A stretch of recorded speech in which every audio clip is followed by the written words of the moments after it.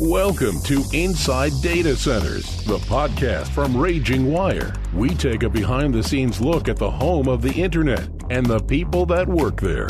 Inside Data Centers is brought to you by RagingWire. They run massive data centers in North America for big cloud companies and the Fortune 1000, and as part of NTT, is one of the largest data center companies in the world. My name is John Gilroy, and I'll be your moderator today for the first episode of Inside Data Centers, the podcast from RagingWire. You know, data centers are one of the best kept secrets in the Internet. You know, it's going to end today because we're going to open up the world of data centers to our listeners. Today's podcast will talk about the past, present, and future of data centers. Joining me are two people who have been with data centers from the early days, Rich Miller and James Leach. Rich Miller is an industry icon and the founder and editor of the website Data Center Frontier, one of the top news and information sites following data centers. James Leach, vice president at RagingWire, has been around data centers so long he actually worked on the tape drives you see in old sci-fi movies and remembers when computer storage was called DASD. Well, that's a lot of experience.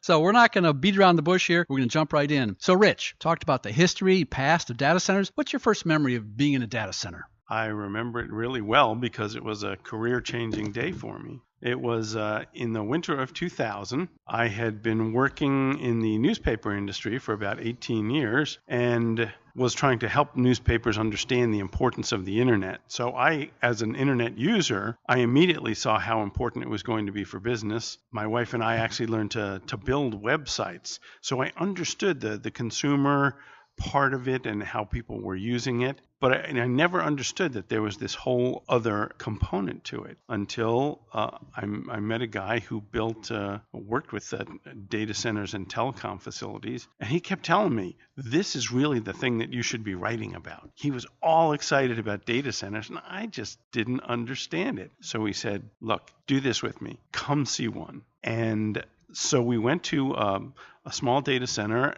outside Princeton, New Jersey. It was operated at the time by a company called Level 3. And I walked into the data center and saw the raised floors, all of the servers, the blinking lights, the storage units. It sort of opened the door on this incredible other world of infrastructure that supported all this. I understood the transformative power of the Internet as a user, but then this whole other world was opened up. And it was like the light bulb went off over my head. Someone pulled back the curtain. Exactly. And immediately the next thought I had was, they're going to need these everywhere. And so that was really my first data center experience. And within, a few months, I, quit my newspaper job and have been writing about the data center sector pretty much ever since. Wow, career changing. Well, James, going to hard to top that story. So what was your first experience at a data center? Well, I actually can go back one more generation before what Rich was discussing, because Rich actually was talking about the emergence of the Internet data center in around 2000. But if you go back 10 years before that, the real start of the data center business or data center industry was in the enterprise. And it was in these Fortune 500 enterprises, and it really revolved around the mainframe. And I didn't know it at the time, but I was a part of history. I was living it, and the mainframes were changing the way businesses operated, and basically by taking files, paper files, digitizing them, putting them on these big storage devices, and then having these physically very large computers available to do transactions on them. And the first data centers were basically built to house those mainframe computers. They were purpose-built. Everything that the mainframe needed is what you found in a data center. And almost all the time, they were located in the office building. If the office was located in a major market, then the data center was in a major market. If the office was in a small town somewhere, then you'd find the data center there as well. And it really was those enterprise data centers that then moved into become internet-based data centers, and then just skyrocketed into what we have today. I've got some experience in radio, so I can say the phrase that pays. So, Rich, the phrase that pays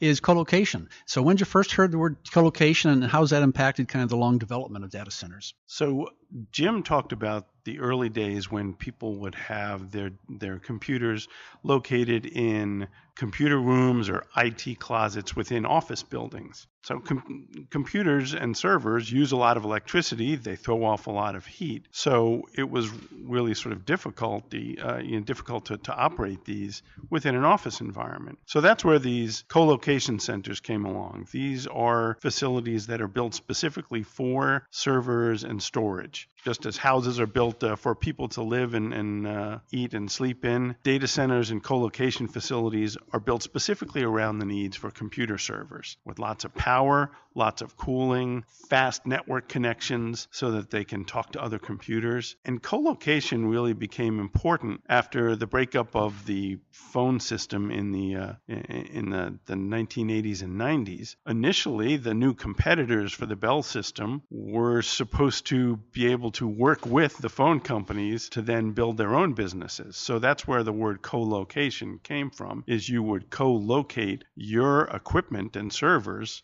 with the phone company. And what happened was people spent a lot of money on servers and equipment that they would then have to place in under the control pretty much of the folks they were trying to compete with. So pretty soon they found the need to have separate, distinct facilities that were completely dedicated to housing this equipment that weren't owned by their competitors and really run by people who were completely focused around taking care of this equipment. And that's when those companies emerged to actually It was a perfect storm, wasn't it, James? Tell us about your experience with co-location. This perfect storm came, Bell was backing away, and companies filled the void. Well, I'm a little worried that this might soon start to sound like, I walked 3 miles to school in the snow. But it really was a little bit like that back in those days. And the early companies that people can probably remember if they were around then were right in the middle of the dot-com boom. Remember the dot-com boom? And there was a big software component to the dot-com boom. There was a big equipment and network equipment component to the dot-com boom. But on the data center side, there were a couple names that most people remember. And one is almost everybody seems to remember is Exodus Communications. And the reason why they remember it is because the stock went way up and then the stock came way down and they filed for bankruptcy. I don't remember the exact numbers, but I remember that stock trading in the 40s or so. And then I remember when bankruptcy came, it was in the low teens of cents, so it was down around 17, 20 cents. The other company people will remember is Equinix. And Equinix is still around and a big player in the data center industry. But some people will remember that back in those old days, times weren't so good. And I still remember living through that. One of the largest reverse stock splits in the history of the data center industry was 32 for 1 with Equinix. And of course, they've long since recovered from that. But back in those times, it was kind of tough going. And then there was my own company, RagingWire. And RagingWire was on a different path. We were privately held, family owned, and always were. And so we didn't experience the highs and lows of the stock market those days, but just kind of slow and steady growth, primarily in California, designing and building data centers and then running them. And that's where we became part of the early days of the co-location industry. So, Mike, when you write a history of this era, you'll look back and say, well, late 90s, 2000s, California, Texas, Northern Virginia, kind of making a transition here in around 2008, 2010. Why those locations and why here? So a lot of it really revolves around where all the networks meet one another.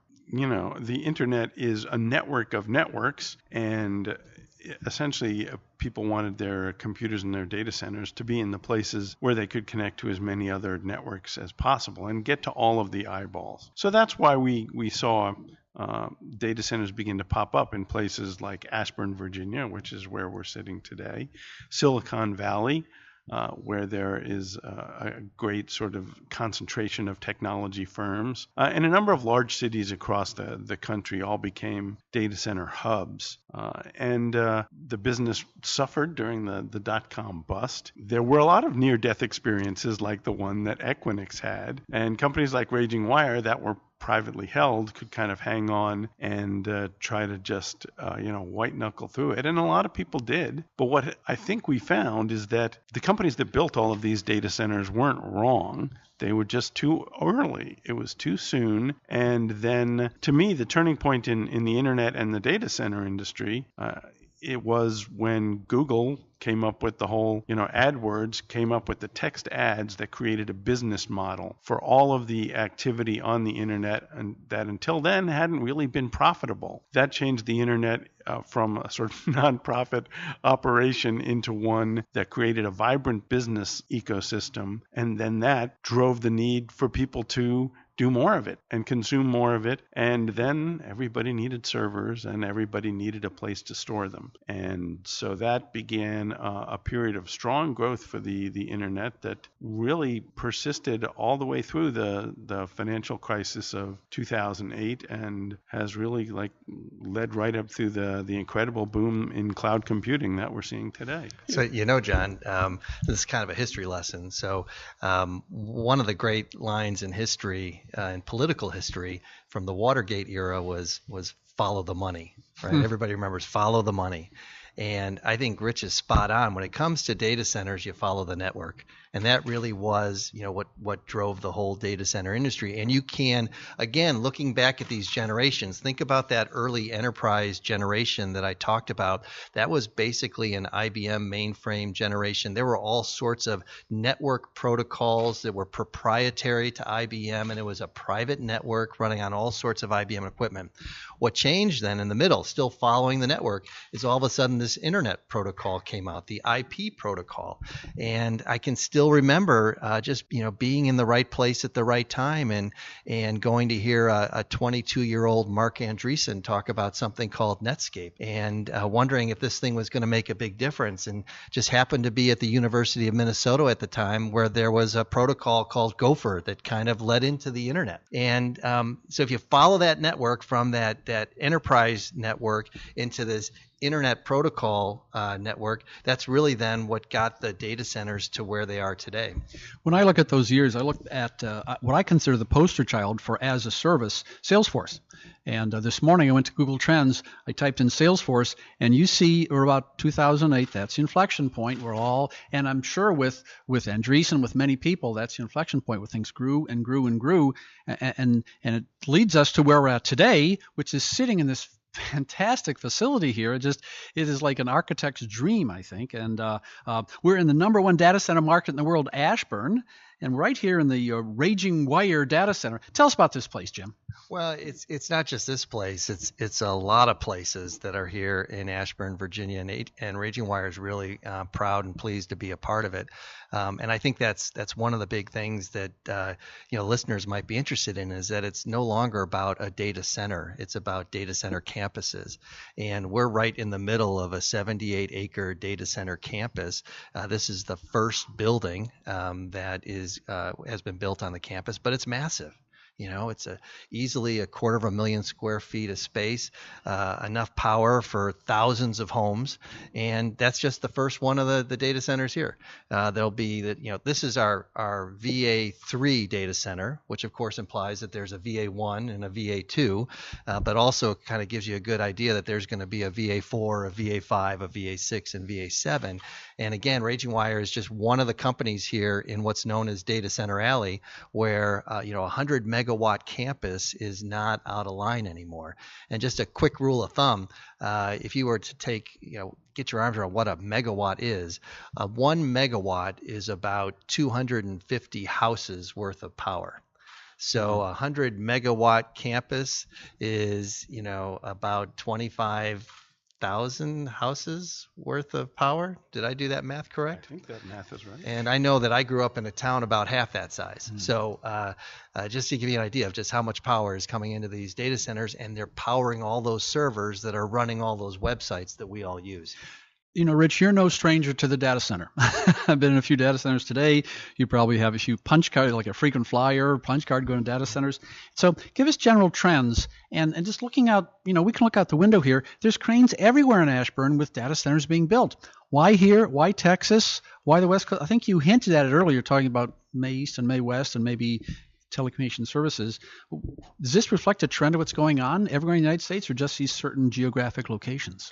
We're seeing a couple of things with the data center industry as it grows and matures. Ashburn is sort of the center of the universe in the data center world. It's really the center of the cloud, because cloud computing has become the driving force in the growth of technology in general, and is becoming a platform upon which you're seeing many other technologies layered: artificial intelligence, virtual reality.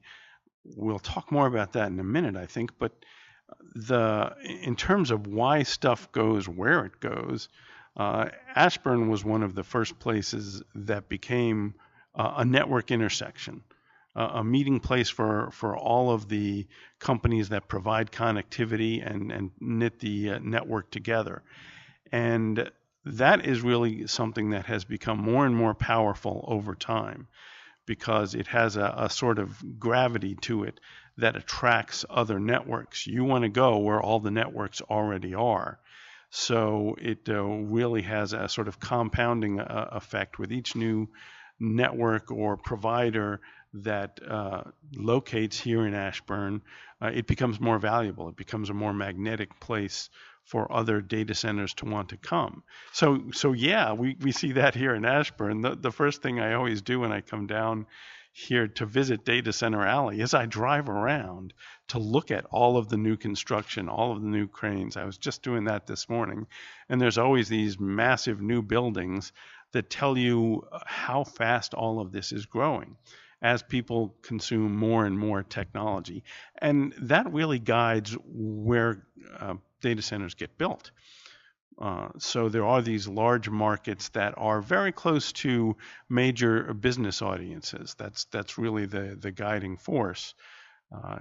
Dallas, Chicago, Silicon Valley, Los Angeles, Atlanta is one that's being talked a lot about, Phoenix. The cloud services want to be close to where all the eyeballs are, because there's something called latency, which is how fast the bits are moving across the network and get it to you. We experience this when we're sitting home at our computer in how long it takes our favorite website to load. Or if you're a gamer, complaining about how fast the graphics are moving and where the lag is coming in. So that really has a lot to do with where the data centers go. And it's why over time we're going to see data centers in a lot more places. There's a new trend called edge computing, where we see more servers and infrastructure moving closer to the eyeballs. But Ashburn has always benefited from what we call the network effect. And it really has magnified over time, and it is just reaching an amazing scale. And it's good for both the suppliers and the buyers of data centers, this network effect. So, if you're a supplier and you're here in Ashburn, Virginia, you're going to have access to the highest level of data center expertise that you'll probably find anywhere in the country, if not the world. If you're a buyer of data centers, you can be pretty confident that you're going to get a world-class data center at a really good price. It's kind of like having a gas station on a couple of corners at an intersection. Well, you don't have to worry about price anymore, because they're both going to be charging the same. What you look for then is this gas station a better fit for me than the other gas station? And here in Ashburn, we've got dozens of really good data center options for people. So James, back in the late 90s, AOL was the initial occupant of a big facility down the road here. Was that the precipitant? You think that was the spark that led to Data Center Alley, or was it just a combination of things? I think it was a combination of things, but that was definitely one of them, John. AOL being here. Now, a lot of the folks that might be listening to this podcast maybe don't even remember AOL. They don't remember getting those mailers, with the discs in them and signing up for your AOL. They don't understand the movie You've Got Mail. It doesn't even make sense to them. But back in the day, AOL was a big deal, and it was right up the street here in Data Center Alley, and I would say it definitely was one of the catalysts, but it wasn't the only one. And it was really the combination of the fiber in the ground that came through the telecom era, those first early adopters like AOL. There was the available power that was reliable and pretty cost effective. There were skilled people, a lot of them former telecom folks that were now looking for their next job. And this area in Northern Virginia was one of the early ones to offer some incentives to data centers, to the customers of data centers, so that if you were to buy servers and put it in a data center, you didn't have to pay sales tax on those servers. And that was really a benefit. Mm-hmm. And it was all of those elements at the right time that really was the kind of the big bang, if you will, of data centers. Rich, earlier you kind of, the big fancy word is intimated. Well, you talked about AI and you talked about artificial intelligence. Let's take and develop this a little more. Let's look to the future.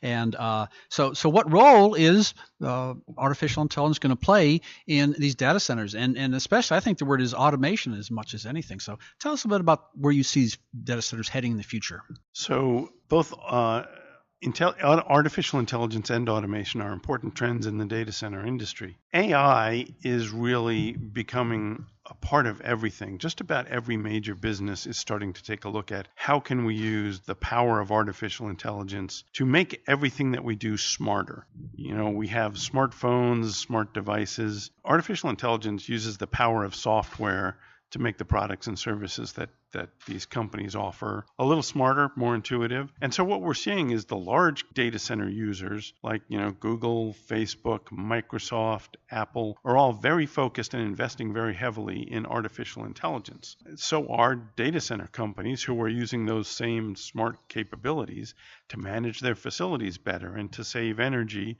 So they're using less electricity to power all of those servers and to handle changes in the weather better.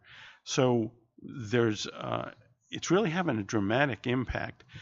And one of the ways is that, the hardware that's used for artificial intelligence is very powerful, and it's getting more powerful all the time. And so what we see then is that it throws off more heat and has to be cooled differently. And that has implications for data centers as well, because, Google recently said it's actually going to use liquid cooling, water cooling to keep its servers cool in the data center, which requires some differences in how you build them and how you operate them. So AI, I think, is really going to be seen in more and more products and services. Just about every company beyond just these internet titans are thinking about how they're going to use this just to keep up, just to compete. And sometimes because they look at what they're doing and think, wow, this would be so much cooler if we could do this. And AI is often the answer to what the question is behind that this. James, crystal ball tossed to you. Look at the future of data centers. Where are they heading? Well, first, I think I'd like to put in a plug for the work that Rich is doing at Data Center Frontier, because if you're interested in the future of data centers, you're interested in the future technology, you can learn a lot about that at Data Center Frontier. Some of the best analysis and thinking that I've seen is when Rich digs into a topic at Data Center Frontier, I've probably read his article on autonomous vehicles maybe half a dozen times and learned something every time. So if you start thinking from the future of data centers and the real drivers, I think what Rich was going through are really kind of the application drivers. If you think about the future of data centers from a provider perspective, which is kind of the world that I live in, I think we're in a really exciting time. The industry is probably going to have one of the biggest years of its history this year in terms of consumed capacity, meaning our customers buying more data center space, more data center power, but also in terms of bringing new supply and making that available. And what's driving all of that is the cloud. And I think we're really we're right in the middle of it right now, that probably this year, I kind of think of it in terms of an 80-20 kind of rule. And it's not exact math. We'll see what the numbers say at the end of the year. But I wouldn't be surprised if a large percentage of the data center capacity that is consumed and constructed is for the cloud companies, the large hyperscale cloud companies. And then the remaining percentage, whether it's 20, 30, 40%, that'll be consumed and built for those large enterprises and very specialized emerging applications. One question I have for you, Rich, is this term you brought up earlier, edge. And I'm trying to think of, in terms of yin and yang, and your biggest strength is your biggest weakness. And now we have these very powerful data centers. All of a sudden, the technology changes for IoT. We have sensors that are distributed geographically at different locations, and people are now talking about going to the edge. It's going back and forth, isn't it? So what's edge going to be the impact on data centers? Is it decentralization? So it is decentralization. A lot of folks worry about whether edge competes with the sort of core data centers that we have here in Ashburn. I would. Well, the fact is that it doesn't. It's really additive. It's additional network capacity that we need. So what that's really about is that there are new applications that are going to require compute power all over the place. Jim mentioned autonomous driving, which is one of the best examples of that. Some of the new cars that are the self-driving cars that are being rolled out effectively have supercomputers in the trunk of the vehicle, because a lot of the operations of the car require compute power to make decisions, and those decisions have to be made in real time. They have to take place right away. You can't have any network latency while bits travel back and forth between wherever you're driving and here in Ashburn. So the technology on the car will handle that. And that in a way is an edge device, just as a smartphone might be. But the other thing about autonomous cars is they can get better over time. As the technology improves, the systems can learn and improve. And the only way that happens is if you take all the data that the car is collecting and can analyze it in greater depth. So what happens is when the car stops someplace, maybe when it's being charged, is it will offload data that can then be sent to edge data centers, which will then run some analytics on it and try and find out what's the valuable business information, what's the data from this trip that we can use to make this car run better and be safer in the future. They'll create a smaller data set, and then that gets sent across the network back here to Ashburn or someplace else, where you will have these sort of much larger databases that can then go and try to refine the algorithm and deploy it to all the cars that are out there. And so it's really an edge to core story. We need additional data center capacity and servers and computing power in all of these places. We're going to need networks in all of it. And a lot of this has to do with a new wireless technology known as 5G, which is going to be faster, have more capacity, and will spoil people because, everybody, we talked about the lag and everybody looking at the little hourglass or whatever. 5G is supposed to fix that. It's going to be expensive and take a while to roll out. And a lot of the antennas and things that are going to support this are going to be out by these edge data centers, because anywhere you're going to want to drive with that autonomous car, you're going to have a wireless connection and some compute capacity to make all of that work. James, final question for you here. You talked about cloud computing and RagingWire being a service that, if you're a company and considering moving to the cloud, I don't think it's a binary or a black and white decision. You don't either move everything or nothing. It could be a hybrid environment where in the future we're going to see more and more companies taking advantage of the economies of scale that RagingWire can provide. And I see this term hybrid being used more and more, don't you? Yeah, I think you're spot on, John, is that it's not an either or equation for IT professionals, technology professionals.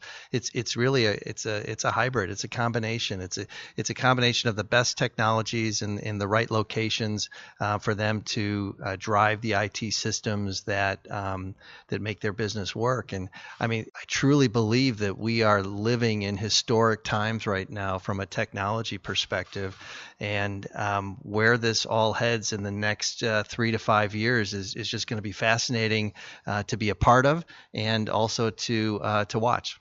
Well, you've been a part of the initial podcast from RagingWire, and unfortunately you're running out of time here. Stay tuned for more episodes. We'll be talking about energy consumption and cooling and water usage and disaster recovery and maybe about edge computing, its impact on data centers, all kinds of different topics in the future. If you like this podcast, go to iTunes and like it and give us a review, and thanks for listening. Thanks for listening to this episode of Inside Data Centers, brought to you by RagingWire. If you like what you heard, give us a review and don't forget to subscribe. Plus, to get the show notes and links to more information, go to RagingWire.com/podcasts.